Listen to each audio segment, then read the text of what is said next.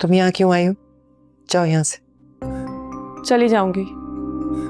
मैं तो सिर्फ ये कहने आई थी कि कभी कभी दूसरे के लिए खोदा गड्ढा खुद के लिए नुकसानदेह हो जाता है। क्या मतलब? पूछना चाहती हूँ, आखिर क्या मिला आपको जावियार की खुशियां बर्बाद करके?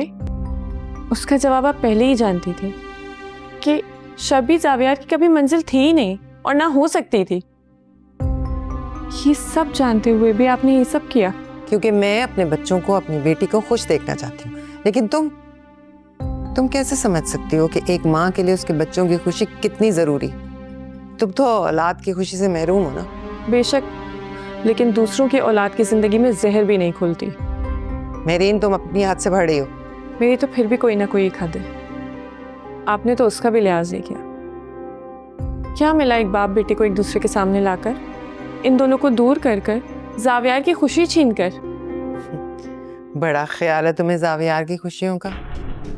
लेकिन तुम भूल रही हो, इन दोनों बाप बेटे के दरमियान खलीज उस वक्त आई थी जब सिकंदर ने तुमसे शादी की थी।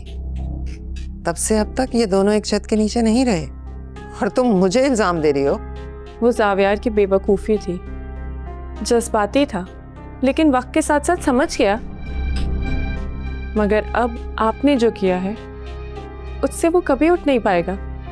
आपकी लालच और जिद ने तोड़ दिया है जावियार को, उसकी मोहब्बत को।